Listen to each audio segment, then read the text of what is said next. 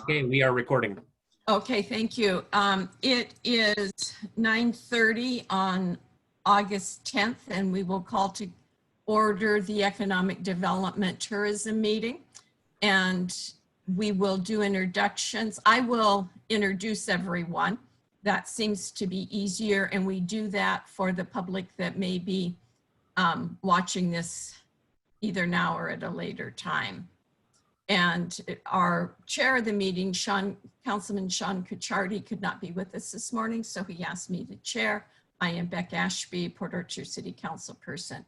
With us this morning is Nick Bond, our Community Development Director, Jay Rosepepe, council member who's chair of the Lodging Tax Committee, Matt Murphy, who's Executive Director of the Port Arthur Chamber, Jack Edwards, who is a citizen.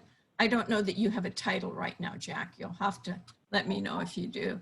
And Fred Chang, Port Arthur City Council and member of the Economic Development Committee.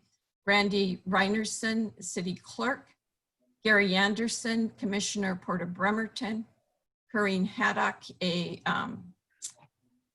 business person downtown and current president of the Port Arthur Bay Street Association. We have Nora Crocker, our city's finance, and Cindy Lucarelli, who is a council person and chairs the Chimes and Lights Committee, as well as our utility committee. Rob Putanzo, mayor, just joined us.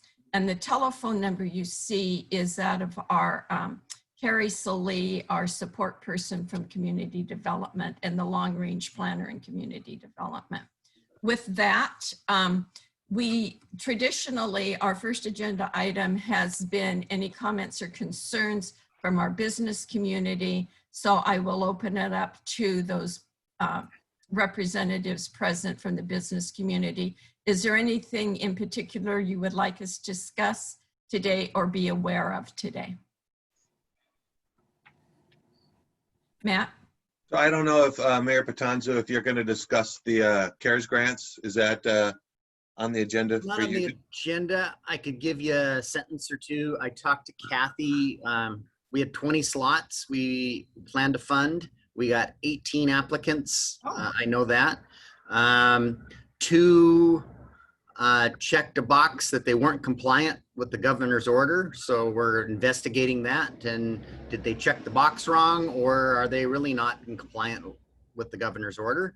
Because that was one of our criteria. And we got a handful of them that, you know, they submitted their W-9, they didn't sign it. So Kita's tasked with giving us complete packages that are compliant. And so I would hope by tomorrow's council meeting, I'll have a better idea of, you know, how many complete and compliant applications we have. And then what do we want to do for the 2 to 4 slots we have remaining? Do we want to put that back out there?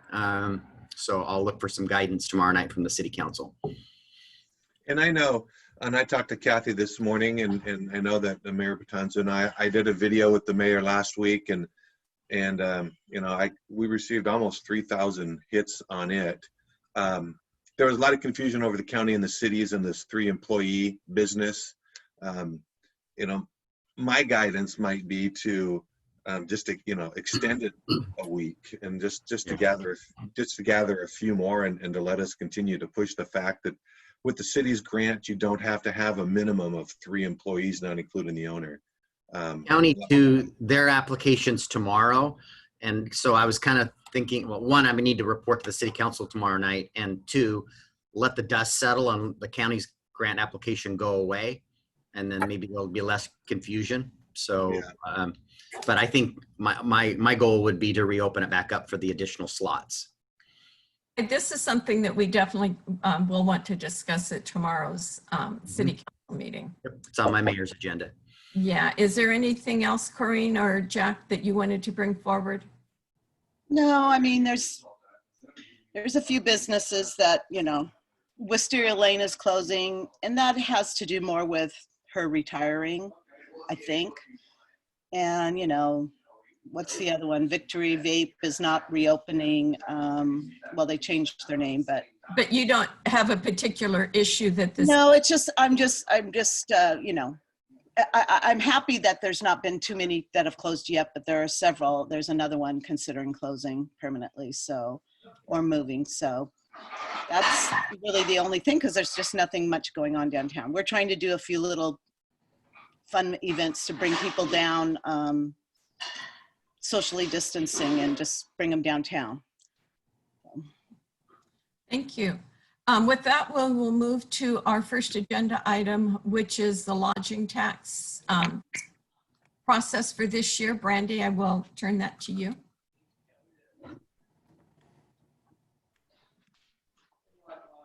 Okay, so I think this meeting is mainly to talk about, I think Councilmember Cacciardi wanted to do a deeper dive into the lodging tax funds. I'm not quite sure what the questions that he had, but that's one of the reasons why the finance director is here at this meeting, is to talk about those and answer some questions that you may have regarding the funding piece of it. But I can give you an update that I did reach out to a few of the hoteliers and bed and breakfasts to see if they want to participate in the lodging tax funding allocation process this year. I've received a response from one person. I'm just waiting for the next couple. Once I get the number of hotels, then I'll reach out to the nonprofits. The mayor has already provided his recommendation, but we're just waiting until I know how many hoteliers before I invite the nonprofits to participate, so then we're not eliminating one. Hopefully I can get that wrapped up here in the next couple weeks, and then the goal would be to open up that application process first part of September, keep it open for a couple weeks, and then meet in October for the committee to make their allocations to be in line with the budget for 2021. So with that, if you have any questions regarding the funding allocation, I believe Noah's here to answer questions you may have. Yeah, no, I would just ask you to go ahead and give a report as to where we are with the lodging tax funds and where it appears that the funds we may have available for next year. Yeah, sure. So I believe Brandy brought some reports to the last meeting. And so I can tell you, just give you a quick revenue and expense report. Year to date, we've collected about $53,000 for 2020 in hotel motel revenues. We've spent about $9,400 due to COVID and all the events being canceled. There's only one really entity that's been requesting reimbursements. That's Kitsap. ECB. Yes. Yeah. And so we continue to expect that they will continue to draw on their LTAC funds available. So we'll spend probably $20,000 of LTAC funds available for 2020. Which means that we could reappropriate the remainder amount for next year, about $80,000, in addition to any new revenue that the LTAC wants to add to that pool.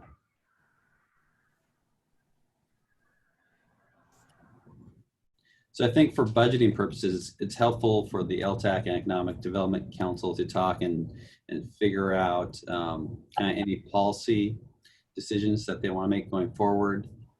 We've traditionally only budgeted future expenses that match our current year revenue. So if we collected, say, $50,000 this year, we would only budget $50,000 of expenses next year. Now that makes it tricky this year because we're collected $50,000, although now we have $80,000 available that we did not spend this year. So that could be available next year to awards. But again, that would be a one-time, one-year boom in kind of those funds, and then the following year it could really revert back to something much less if we don't collect more revenue in 2021. Jay? No, that still allows us to have I believe, about 100,000 in reserves also that we were coming into this year with. So if we have 50,000 in collection right now, with the remainder of the year coming, we'll probably be in about the 70. We might be in the 70 to 80,000 collection for this year. And that would probably leave us about 60,000 that we could, excuse the expression, peanut butter over 2 years to help augment as businesses and downtown comes back. Would you agree or disagree with that? Yeah, no, I'd agree with that. And this is where I think it becomes an interesting policy discussion. Again, how do you want to treat the next 2 years? Spending some of the money that we didn't spend this year. And as long as we're clearly communicating expectations about the following biennial period, that we won't have this huge influx of cash, because we're pretty level and balanced year over year. This is just an anomaly due to COVID not being able to spend the funds. And then it's trickling in at a reduced rate. And then, so there will be a healthy fund balance available to kind of meet that policy goal. And I know the council and LTAC have talked about other policy goals of, attracting a larger event, perhaps, doing some other one-time attendees or one-time events, grants. So I think there's some other conversations that need to be had about how you'd want to use and propose to continue to grow that program. I think that there's, that's the whole not spending lodging tax is obviously an issue everywhere. And I think there's going to be a lot of events and festivals and cities that really jump on it next year to try to make up for this year, to bring people back. So, I mean, if it's clearly described as being a 1 or 2 year bonus, I think a lot of people will take advantage of it and really work extra hard to bring people back to town. So, or, I mean, you could add another event too, but I think a lot of cities are going to really work hard to bring people back to town, and we need to be in the running for that. Mayor, do you have any sense from your work with the Public Health Department when we might see an easing of the restrictions? Because I think that's going to play an important role, because if we solicit in September, we will not know in September what the requirements are going to be for the following year. So I think we've got a plan for greener pastures in 2021. Right now we're working diligently with the school districts and their plans, and getting some to maybe reconsider their plans. And it was, I tracked the data daily, and it was encouraging to see finally that we've been pinging in the high 80s to 90s for active cases every day for a couple of weeks, and we finally got in the 70s. That's still way too high, and our the big thing right now is when Councilmember Chang got COVID in back in March, he didn't. I'm just using him as an example.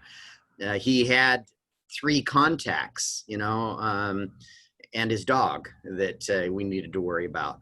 And now when Noah Crocker gets COVID, he's come across 20 people. And so it's the trace contacting and the number of contacts. It's a vastly different world from March. And we're trying, matter of fact, we're going to try to do a joint video to try to educate the community on the importance of still, staying the course and being careful, because we've got to stomp this thing out.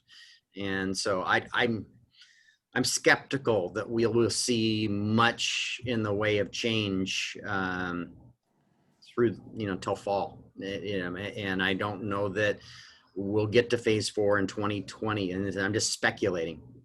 Who knows? Right. So those may be something that, I don't know, we'd have to ask Brandy and Jay, when we have those discussions. And do we want to put some limitations on perhaps LTAC applications, that they only be for events starting next June or sometime in the future? I don't know. Those are just things that the primary question this morning of Noah was what funds will be available. And as Noah indicated, typically what we have done is we have taken the LTAC money that is collected in 1 year, and we spend that the following year on the LTAC awards. so that we can always fund those awards. Now, this year, NOAA's projecting that we will have about $20,000 used of the $100,000 we allocated. I did ask at the last meeting of both the Chamber and POPSA and the Sydney Art Museum what they anticipated their reimbursement amounts would be during the remainder of the year, and they all suggested that it would be a smaller amount. So in my mind, we would have whatever is remaining from this year, plus what NOAA budgets, the anticipated budget in the next biennium, that we would add that 80,000, and then we could spread it over the 2 years or whatever that wanted to look like. But I think the other question becomes is what type of events may we want to consider for LTAC? What type of events do we think would be important or that we could manage within the city, and not just downtown, but within the city? Jay, do you have any additional comments you want to make about LTAC? No, I was just more in the listening mode and seeing where we were financially. I think we're all on the same page at this point in time, and need a little bit more information going into the applications going out in September. The thought, maybe we have a criteria for festivals that our community needs to be in phase 4. Right. Whatever that means, you know, and when that happens, you know, I mean, I think we could welcome and plan for any event, even in early spring, provided we're in phase 4. Maybe, may I ask a question? Mm-hmm. I'm wondering, back in the day, when we talked about LTAC funds, we talked about them also being considered for city projects. Mm-hmm. And I actually thought when I saw the agenda today that perhaps that might be discussed, but I'm not sure what the restrictions are because I'm a little separated from it recently. But is there a possibility that LTAC funds could be used, say, for some aspect of the community center? Absolutely, and I would hope to at some point, but until we have one, I mean, we want to make a policy decision that this windfall, I mean, I go back and forth on this. Maybe the windfall gets a set aside and it is seed money for the community center, but I'd also really want to consider how do we start our economy downtown too. I'd hate to be sitting on a pile of dollars and not help our businesses when they're in their time of needs. But Cindy, you're right. You're absolutely right. As we get farther down the road with this community center discussion, we could have a role in the operation and maintenance of that. And those are absolutely appropriate LTAC expenditures. Thank you. Fred, do you have input? I was wondering if anyone is following what the county is doing with their lodging tax. I'm on their email list and I know that they were, I think they're already accepting applications. So I don't know if we're tracking like what kind of stipulations they have, if they want events to be phase 3 or phase 4 related. It might be something good to compare to. Did you Brandy, see? are you on their email list? I am, but I turned it over to another board member for the Roxy to do this year. Do you know, Matt? I mean, did they have anything different this year? I don't know if you heard me. Yeah, I had. I was muted. I hadn't heard anything about that. I did know that they were basically allowing current awardees to roll their awards over to next year. You know, which would make it obviously, as you know, if the Roxy didn't use their money this year and they rolled that over to next year, the Roxy wouldn't have to apply for money this year. Yeah. So. Yeah, You know, we actually were applying for a different project next year than what we did this year, but we have not submitted any reimbursements. So, but I did not even look at it this year. I just sent it off to someone else. So. Yeah, so I haven't heard on, you know, their requirements as far as being in a particular phase or not. Okay, so what I'm hearing is And I'll ask Jay and Brandy how they want to move forward.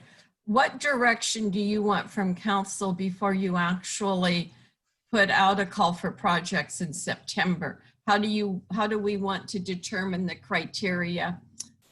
Or if we want to roll things, last year's awards over. We've heard a lot of ideas, and how can we be helpful, and what information do we need before we actually do a call for projects? I think the first question I think we need to ask and get support from the council as a whole is, one, do we even want to open up the process right now like we normally do? Do we want to wait until January or February?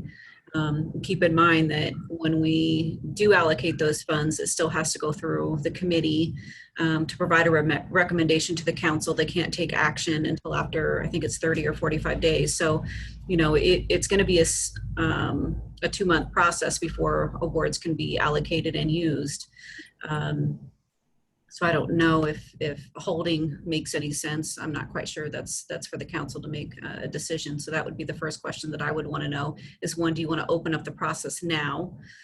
Great. Then we have other questions. If no, then when? And then we can circle back then at that time when they choose to open it up. If they choose to move forward, then again, we would need some sort of guidance as to what direction and what type of events that the lodging tax should be looking at when these applications come in, or what the criteria is for even submitted an application. Okay, so should we take that to a work study, Rob? You don't have one this month.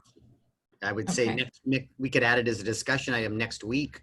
I sure liked what I heard in that idea for the county, that if you couldn't spend your award and you have the same project or event coming forward next year, that you're just automatically awarded your money. Right. I would just have to double check the RCW to see if that's one allowed without going through the committee for that recommendation and for council taking action. You really think the county wouldn't follow the rules? So, but assuming that that's great, assuming that that's an allowed process, then that would absolutely be a direction that we could go in.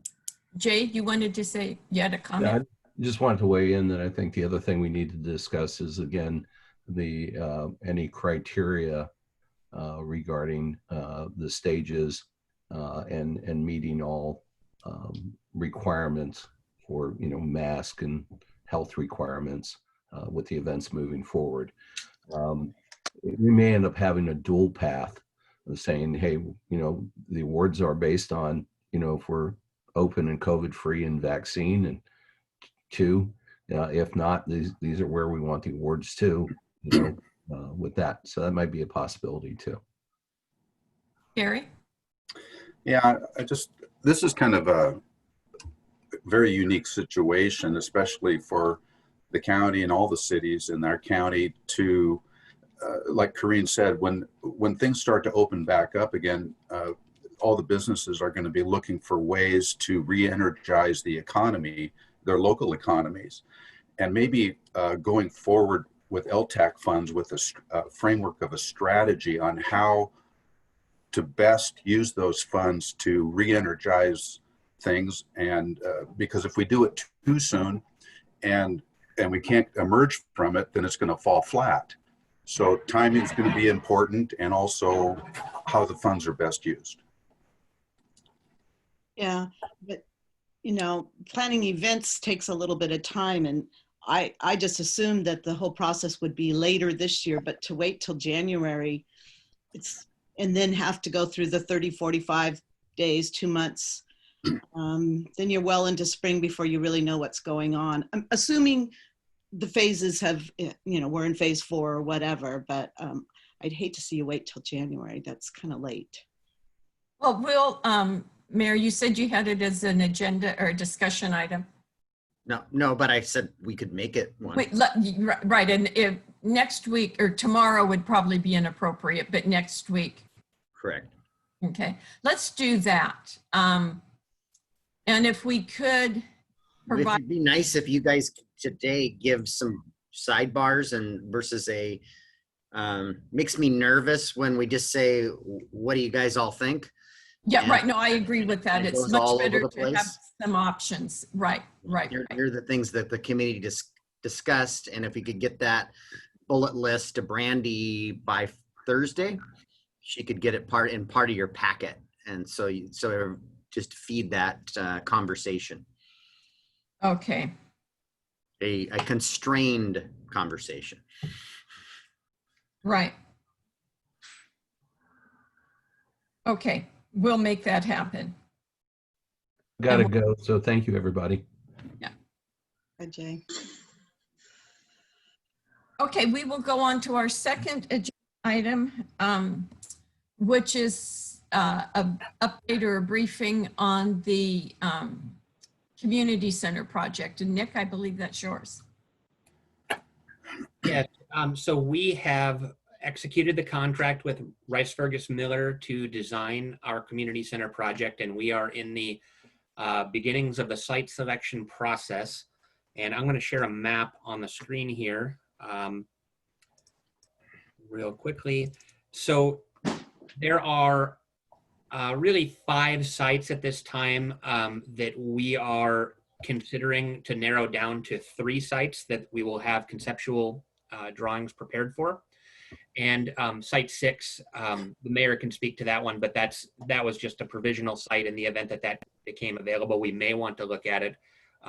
But I think that the main contenders are 1, 2, 3, 4, and possibly 5, because we already own 640 Bay Street, although it is upland from the water, and maybe is a less strong candidate for that reason. And so we were just wanting to bring this map to the committee's attention to see if you had any comments, concerns, or feedback to provide at this time. And Mayor, I don't know if you have anything you want to add. Nick, you're right on site 5. It's on there, but it's, as we know, the highest and best use of anything on the south side of the street is a 5-story building. And if we're part of it's not that it's not doable, and there's probably economies of scale if you're part of a project, but it also complicates things when you're coordinating your build out with somebody else's building. And so it's on the map, but you know, there's pluses and minuses to that. Site 6, there's a gravel lot there. The bank doesn't own it yet. They're in negotiations on that piece of property. It's on there provisionally, but they've asked us not at this time not to consider that. And so we probably won't spend a whole lot of effort on that site either. And so that really brings us down. You know, next week we have a meeting with the library, our one known partner. I plan to, in the next week or so, walk over to a car dealership that owns a 7-Eleven store and have a chat with them and show them the map and the sites we're considering. And we got a port commissioner here. You know, I think site 1 was what the developer identified, and we're not positive that we have willing sellers, and so we're considering other options.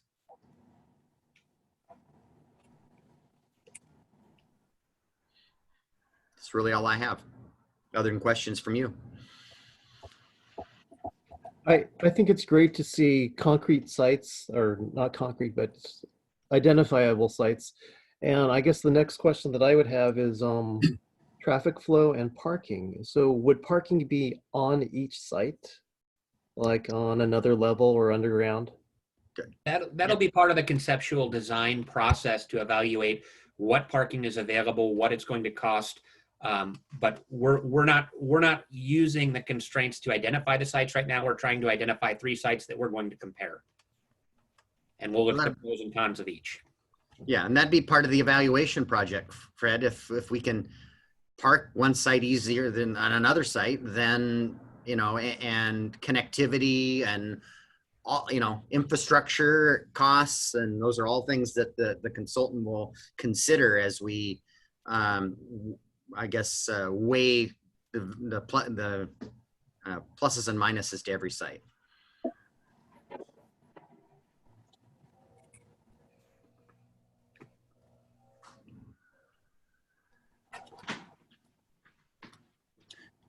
Were we limited to the downtown core for this study? Really, we are, because it's supposed to be part of the master plan. Remember, our funding comes from the EFD as part of a master planned project. And so it's a three-legged stool. And so when we get to that point where we're asking them for the construction dollars, we really have to deliver on the bank's The rest headquarters, of it. the housing element that was promised, and the community center. So it's really a three-legged stool.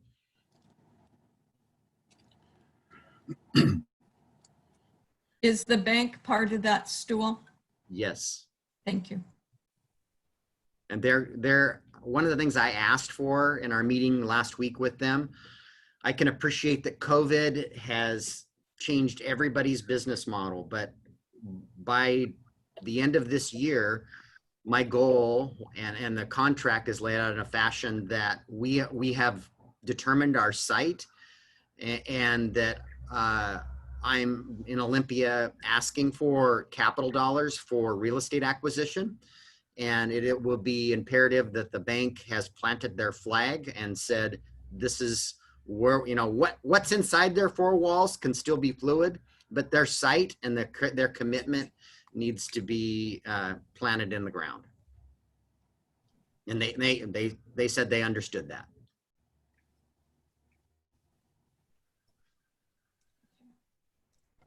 Jay, are you still with us? He left us. Did Cindy leave us also? She's here. Cindy, do you have any comments?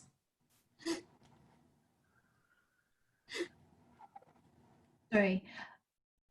No, not exactly. I'm waiting to see. There's so many balls in the air on this one. And I too, like Fred, am very curious about the parking aspect and how we would make that work. It seems like the waterfront is ideal for what we're considering, but there's a lot of players here. Okay, but you don't have any particular questions or concerns about the site options that they've identified or anything like that? No, it's almost too early. Yeah. I do have a question. Why are 2 and 6 on the map? Are we considering putting the center there in 2 or 6? Or are those off the table because they're Kitsap Bank? If in the event that the bank acquires 6 and builds their headquarters at 6, 2 becomes available. Mhm. And if part of 2 is on DNR land, so we could acquire the property from DNR, or you use it in a manner that it's open space and it doesn't cost us anything. So that's part of this process too, to evaluate the viability of that. Isn't there a problem with breakwater or whatever there is in front of site 2 and the considerable cost? I think 1 and 2 would involve shoreline restoration and habitat restoration Mm-hmm. in either one of those sites. Pretty expensive. Yeah, but it was planned for in 1 also. Okay. You'd step back from the shore. Mm-hmm. I guess my comment on it, Nick, is when I look at the map and understand that we're constrained by the area of the master plan, I think that they have identified all the available sites. I don't see any other sites that perhaps would be, considered. So wherever their evaluation goes at this point, I'm not sure where else they would look within those parameters. There is one other site that I should mention, Okay. and it's Dick Kelstrup's property. Now, whether it's got contamination on it, that still has to be determined, but it is one that should be considered. Where is that? That's where the Western Washington Center for the Arts. Mhm. Parts, yeah, and Oh, Shorty Gould building down right there. right on the waterfront. Yeah, it came up in the discussions with the bank last Okay. week, but I'm Okay. not sure that it's going to be elevated because of the reasons that you said. Yeah. But the only other site that I've thought about as potentially being viable, but I think it works less for the bank and the city, would be down near the small engine repair closer to Marina Park. I think the community center could fit nicely, and there is a shoreline there that is not obstructed by the marina, but I think it's almost too far to the east to be as viable as the other sites. And so I didn't even raise that with RFM. Yeah. So there were broad conversations beyond what you see on the map, and you know, in the next 30 days we've got to get this down to 3 sites that we dive deeper into. Hey, Fred, were you going to say something? I have another question, sorry. Looking at the map, just south of where Kitsap Bank is, what about their parking lot? That's not considered, It's part of that's really a site one's lawns lines could be much bigger, because if we were going to go to site 5, it's part of a master plan development, which is that whole super block. So you're right, that line could be bigger because you could be on either end of it. okay, I just wondered because it seemed to me that that is Kitsap Bank's property and they could develop it. And so I'm a little concerned that they also want us, they're considering the provisional, you know, the dotted line area. It's like, is that off the table because they want it? And they have like 3 large parcels that they're, So it's all part of a much bigger the whole project, the master so plan. they are going to do something with it. They're not just say, don't do anything with it because it's ours. Correct. It's Okay. this goes nowhere, Fred, without the master plan. All we do is select a site and we design something without the bank's commitment and them building something and the developer building the master plan project. We don't get the last $9 million from the PFD. So it's an all or nothing. Mayor, let me see if you can clarify for this. There are 2 master plans that we're talking about. Yes. This is a master plan that I believe is commissioned by Kitsap Bank and perhaps partners at Kitsap Bank. And then there's a master plan for the entire downtown that the city is undertaking. Yes, they are 2 distinct.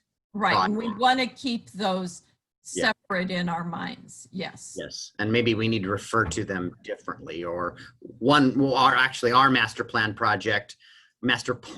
project, which is the downtown, the county campus, you know, all the way to West Bay. Right. When will that be concluded, Nick? Isn't it shortly after the first of the year? Yeah, the plan should mostly be complete by the end of this year with adoption by April. Yes. So, you know, very soon there won't be any confusion because one of them will be done. But you're correct, Councilmember Ashby. There are 2 distinct processes and projects here. One is a master planning project that the city is undertaking, and the other is the developer's master plan project that was pitched to the Public Facilities District. Right. That we are one leg of that 3-legged stool now that we separated it and we're the public partner. Right. I just wanted to make sure that anyone listening to our meeting and that our council members were all clear on the distinction. So. Yes, good question. Is Rice Fergus also Kitsap Bank's architect? Could be. Okay, you don't know. All right. I do. Oh, okay. Doesn't appear to be. We've got a number of consultants working for them. It could be beneficial to have. Yeah, I can't speak for the bank. Gotcha. But yes, that would be a very logical thing to do. Yeah, I would agree. Nick, is there any other information you think the committee should have at this point? On the community event center or generally? Well, I was thinking the community event center, but if you have anything else you want us to know, I'd love to hear it. No, I don't have anything on the community event center, but I was going to give you guys an update on some development activity in the city. Oh, please. Just a second, let me close out the Community Development Center discussion. Is there any more discussion on the Community Event Center? Okay, with that, we will move on to your broader discussion, Nick. Sure. So I just wanted to give the committee an update on development in the city and where we're at year to date and some of the projects that are moving forward. So far this year, we've issued 72 single-family building permits. We issued 80 last year. However, we have 20 still that are ready to issue that just haven't been picked up. So we're on pace already for 92 permits, and I'm guessing that 10 to 20 permits will still come in before the end of this year. So despite COVID-19, we are up year over year in terms of single-family activity. One of the challenges is we are actually running out of lots in our developed subdivisions because the 3 major tracts at McCormick Woods are mostly built. I think there's about 10 to 20 lots remaining there. But there are a number of lots coming online that should be should receive final plat late this year or early next year. I'm just going to take you around the map, and if you haven't driven around town lately to look at some of these, it is worth taking a short drive just to see all that is happening because it's quite a lot. Is Blueberry open yet? Or is it still closed to traffic? Last week it was still closed. I drove through Blueberry. It's got its first lift of asphalt. It does not have the second lift. It's still signed as being closed, but you can get through. So I recommend following signs always, of course. But so Blueberry Ridge, I believe they're going to come in with a final plat application in the next 2 months, and that's 105 lots at the intersection of Blueberry and Geiger at the center of the page here. You also have the Geiger plat, which has just resubmitted their final engineering, and that looks ready to be approved. They've already started on the lift station at the bottom of that project. That's another 50 lots. Moving over to Stetson Heights, if you've been out by there recently, they have paved the first phase of that development, and that's about 100 lots in phase 1. I think they're still a little ways away from submitting final plat, but possibly by the end of this year, if everything goes right, those lots could become available. And they're aiming, D.R. Horton has a contract to buy these lots. They're aiming to build starting in February of next year. And so that's presumably the timeline for the first 100 lots. Over at McCormick Woods, Parcel D is the area, Olivine, Castleton, that is, I think, almost 100% developed at this point. I think they're still finishing houses, but all of the lots have just about have started. Parcel E, same thing. I think they have 1 or 2 lots remaining to start, but that is mostly built out at this time. And Parcel C is where they're about 50% built out, but most of the permits have been issued. So those 3 active areas of McCormick Woods are wrapping up this year. We did have the hearing on McCormick Parcel A about 2 weeks ago. And so we're waiting for the hearing examiner decision on that. But if the hearing examiner decision is approved, they intend to start clearing at the end of next month, or I'm sorry, at the end of this month. I guess it's already August. So potentially by the last week of September or of August, they would start clearing that site. If you haven't been up Figley Road recently, Quadrant has cleared the first phase of McCormick North. This is actually McCormick North Phase 3, but this is the first phase of Phase 3. And that's 84 homes that they intend to build, all 84 homes next year. In addition, McCormick Communities has submitted a plat amendment for the remainder of McCormick North to build out the remaining, I think it's 200 or so lots. And so they're hoping to break ground on the rest of McCormick North, not the commercial or multifamily portion, but the rest of the single family portion next year. McCormick has also submitted plans for the Campus Parkway Roundabout. That's in for engineering review right now. And they're actually extending the sewer line for McCormick North up Campus Parkway at this time. So you may have noticed flagging out there this last week. That intersection, Campus Parkway, also provides access to McCormick West, and they have submitted a plat amendment for McCormick West. And so the plat amendment at McCormick West, it does 2 things. It firms up their alignment for the new water main that's going to serve from the new reservoir to McCormick West and the rest of the 580 zone. But it also is laying out their first few hundred lots that they intend to start building, and they want to break ground on those lots next year as well. So interestingly, my conversations with McCormick Communities about a week and a half ago, they indicated they are ramping up to 400 homes per year is their intended target. And so I think it's going to take them 2 to 3 years to get to that level, but I believe that they're going to be significantly above their current levels in the next 2 years. They'll probably not all the way to 400 homes per year. But combined with what's happening in Stetson and Blueberry, I think that we are going to have a huge year in the next, or huge years for the next 2 or 3 years relative to what we've seen recently. I can also report that the well 12 and the 580 zone reservoir is under construction. The foundation is in, and they've started installing the first rings of that water reservoir that they agreed to build. So that is moving forward. We also just got a report back on well 12, and they have their recommendations for permanently drilling that well. We drilled the test hole and we found the productive layers, and so we now have the recommendations on how to build that, and we're working on the agreement with McCormick so that they can build that well and hopefully get us, I believe the number that Jackie told me was, we think that's going to yield around 1,000 gallons per minute. But until we actually drill the permanent well, we won't know for sure what the productivity is. But so far it looks good. I think we were hoping for 1,500. I don't think it's going to be quite that high, but it still looks to be productive. So that's just the single family things that are happening. I also wanted to bring up that the Rush Development Company has, oops, too far south. The Rush Development Company is coming in with an application at the corner of Sydney and Sedgwick for some live-work type apartments.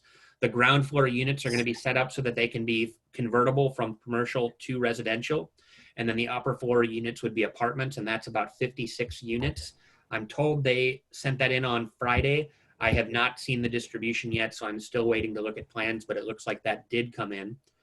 We also have building permits submitted next to Fred Meyer for 135 apartments on, there's 3 parcels out here, and I believe that they are eyeing the start of the ferry from Southworth to Seattle and building apartments so that commuters can drive or take the bus out to that lot and get to Seattle for work. Finally, the Overlook Apartments are up on Mile Hill. They did Overlook Phase 1, and I'm going to zoom in for you here. This is a little zoomed out. So Overlook Phase 1 is behind the movie theater. These are the new apartments you see up on the ridge. They're now moving into the second phase up on the hill, which is 99 apartments. Those have also submitted for building permits. And so those are 3 multifamily permits that have come in with applications, and I'm expecting a 4th permit, the Ruby Creek Apartments, potentially to come in the next month or 2, and that's on Sydney near Hovde Road. So between the single family development and the multifamily development, 2021 and 2022 are going to be extremely busy for us and productive in terms of bringing units to market and hopefully giving our local economy a boost. Nick, I think you maybe missed one, the Cheers site. There's a 40 units, yeah, 30 or 40 units there. Yes, so the hearing was conducted about a week and a half ago. We're still waiting on the hearing examiner decision for the Lighthouse Cheers restaurant. That is a 39 unit apartment building with a small commercial space and has a parking structure. And then they're building the pedestrian trail and water access around the building and on-street parking. But that's our first true mixed use building in the city. And they are in for a building permit on that is we can't issue until the shoreline permit is approved and the appeal period lapses, but we're doing plan review on that particular building at this time. So that's four multifamily projects submitted, with 1 that is very likely to come in and several more that we're talking to developers about that I'm less comfortable saying are going to go forward, but I feel like we have 4 to 5 projects that are barring economic collapse or some major change in the economy. I'm expecting these to go forward combined with several hundred new lots becoming available in the next few months. Where are we at on the county's master plan project? I have not heard a whole lot from the county for the last month and a half, and my understanding is that they are looking at their budget, and I don't know if they've put the brakes on designing until they figure out their budget, but I don't have an update since we last discussed their proposed phasing plan with them about a month and a half ago. My mind goes to all of this activity, Nick, and city have the capacity to manage all of this. My mind goes there as well, and we're doing the organizational study and the salary survey right now through the city's consultant, and it's very important that the consultant be looking at our volume coming up versus historically and making recommendations based on our permitting activity. I can tell you that, McCormick said, are you guys planning to hire more people? Because what we're planning to do is going to require additional assistance, and maybe it's something that we need to look at bringing on a consultant engineer to help with some of these plan reviews. But I can tell you that I think the biggest bottleneck is Public Works engineering review, because they're reviewing 2 to 3 times what my 2 planners are reviewing in terms of design. And then I think inspections, we have a consultant inspector that we can lean on a little bit more, but our current building inspector does a huge volume of work. I think that if you look at how many inspections a county inspector does in a day versus our city inspector, we're doing like 30% more inspections with one person per day, plus doing all the plan review. And so when we hire a replacement for Mr. Robinson with his stated intention of retiring, I'm not sure that we're going to find somebody that can work at that high of a level in terms of that volume, or at least not immediately. It's going to take some time to get up to speed. So I think that the need for inspectors, or potentially to bring on a second building inspecting consultant, is very real. And I'm expecting to have a recommendation from that consultant in another month. So I would say those are the biggest shortage, or the biggest choke points right now, is the engineering review and the building review and inspection. I think that my planners are getting by at this time, though they're pushing up against their capacity to do a thorough job of reviewing projects when the volume increases. So I'm monitoring them, and I see a real need for building and public works. Thank you.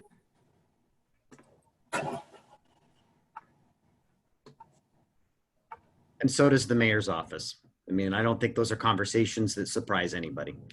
No, they can't. And from my point of view, we can't, we have to do it right.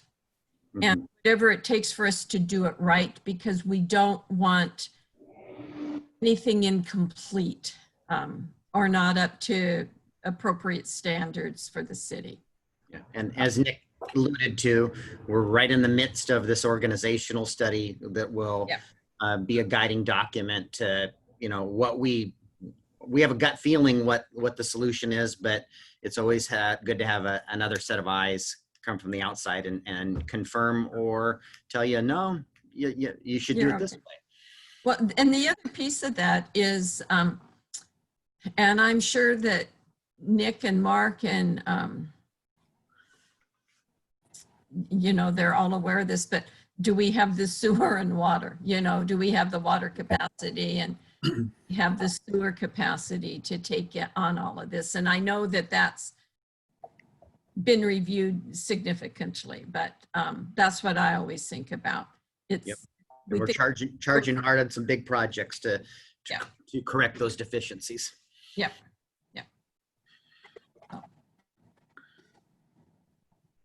Well, Nick, that was very informative. Prompted, I'm sure, by one of our council meetings the other night. So we got a good visual of what was going on. Yeah, and like I said, drive around and take a look at where these projects are at. I mean, there are a lot of people working today in the city on building these things. Yeah, and I walk, as we all know, I walk all over, but I've been walking from our McCormick Village Park, and if you leave our trail, you come up to Campus Parkway. And so I've been watching all that clearing up there, and it's been going on for a while. It's significant. Yeah. So, Mr. Anderson, do you have any comments on what's happening in Port Orchard? I'm excited and encouraged by all the activity. I'm hoping that the city can move forward in some place for the community center. That's huge for the city, and I stand ready to help out any way I can. Thank you. Mayor or any council members, do you have anything else for our meeting this morning? Got just, I thought I had a conflict this morning, and that conflict went away. And so I didn't have this Zoom link in my calendar. So I was scrambling to get onto the meeting and find the link. And so I talked to Janine just this morning about how we're putting that banner on the webpage for the council meeting, the day of the council meeting. I think we need to do the same thing, and you'll see that going forward for these committee meetings, because we want to make sure the public, it's easy for the public and all of us too, to hop on this meeting and to know where to find that link to join us. Right, and you missed the first part. I had to switch computers. I couldn't get on from one computer with the link. So whatever you experienced this morning, I think may have been kind of a universal problem. Okay. Anyway, we're doing our part to try to make it as easy as possible for you and the public to get to these meetings. Okay. Thank you. If there's nothing else, we will go ahead and adjourn and look forward to meeting again the second Monday in September. Sounds good. Brandy, do you want to hang on for a minute?